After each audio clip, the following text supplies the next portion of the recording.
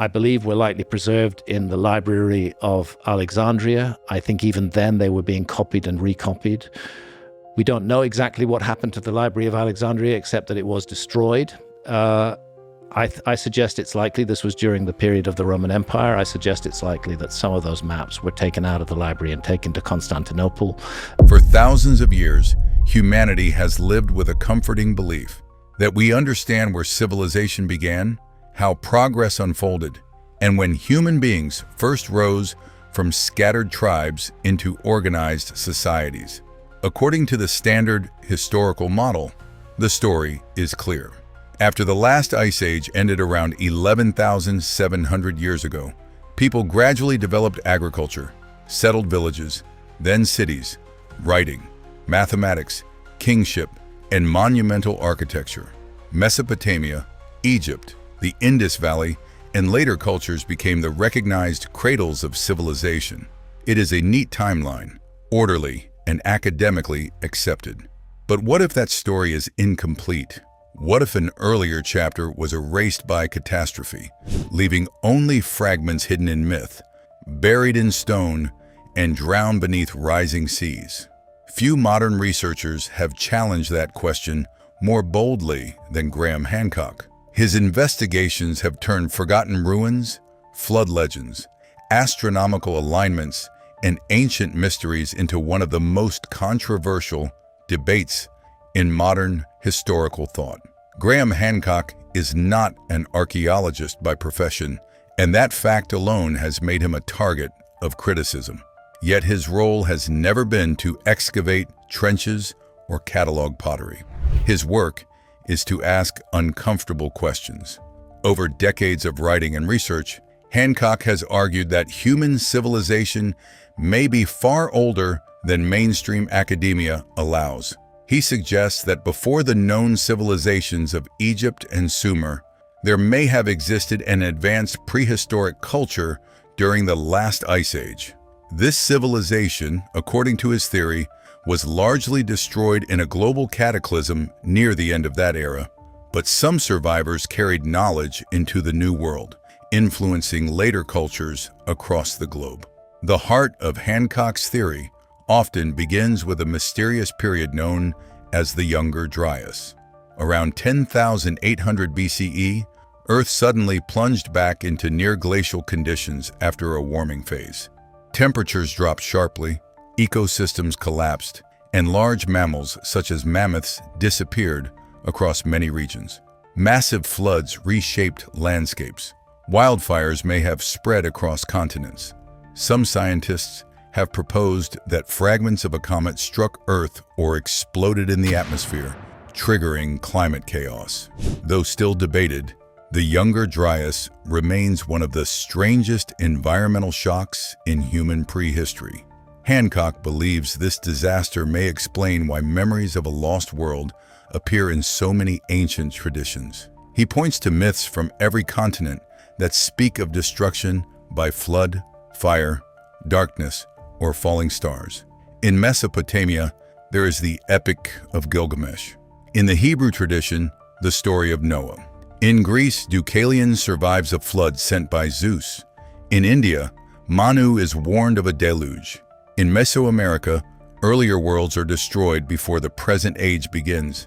Mainstream scholars often interpret these stories symbolically or as separate regional legends inspired by local flooding. Hancock argues that their shared patterns may preserve distant memories of a real global trauma experienced by humanity at the end of the Ice Age. One of the most powerful sites supporting his questions is Gobekli Tepe in southeastern Turkey. Discovered in the 20th century and excavated more fully in recent decades, the site stunned archaeologists. Massive T-shaped stone pillars weighing many tons were carved with foxes, snakes, birds, and abstract symbols. Some structures appear carefully aligned and deliberately buried after use. Most astonishing was the date, more than 11,000 years old. This meant monumental stone construction existed long before the accepted rise of farming civilizations. Traditional history had assumed temples followed settled agriculture. Gobekli Tepe suggested the opposite may also be possible. Organized ritual and complex social cooperation may have existed first. Hancock asks whether the builders inherited older knowledge from a civilization already in decline. Even if that cannot be proven, the site undeniably revealed that prehistoric humans were more sophisticated than once believed. Another mystery often discussed by Hancock lies beneath the sea near Yonaguni Island, Japan. There, divers discovered enormous underwater formations with terraces, flat surfaces, stair-like shapes, and angular edges. Some geologists argue these are natural sandstone formations fractured by tectonic forces and erosion. Others see signs of human modification. Hancock has explored the possibility that Yonaguni could be remnants of a structure built when sea levels were lower during the Ice Age, before coastal flooding submerged vast territories worldwide. Whether natural or artificial, Yonaguni symbolizes a larger truth. Much of Ice Age humanity lived on coastlines that are now underwater, meaning many ancient settlements may remain hidden beyond easy reach. This lost coastline argument is central to Hancock's broader thesis. During the Ice Age, sea levels were more than 100 meters lower than today in many places. Enormous plains now drowned beneath the oceans once hosted rivers, fertile valleys, and habitable shorelines. When the glaciers melted, rising waters consumed these regions over centuries and sometimes rapidly through catastrophic meltwater pulses. If early complex societies had developed in coastal zones, their remains would now lie underwater, rarely explored and difficult to preserve. Hancock argues archaeology has focused too heavily on surviving inland sites while ignoring submerged landscapes that may contain missing chapters of history. He also frequently turns to Egypt, especially the Great Sphinx and the pyramids of Giza.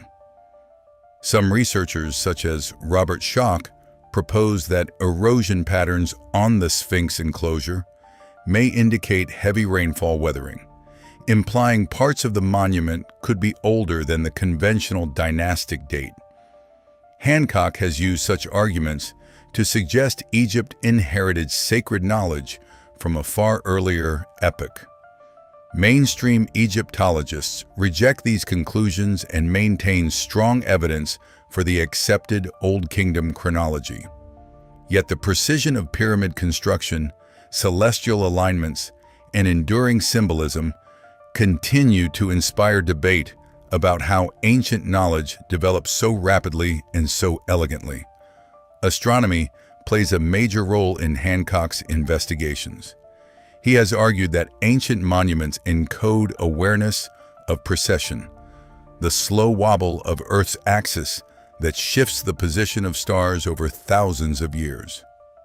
Since precession requires long-term observation to detect, Hancock asks how ancient peoples acquired such understanding.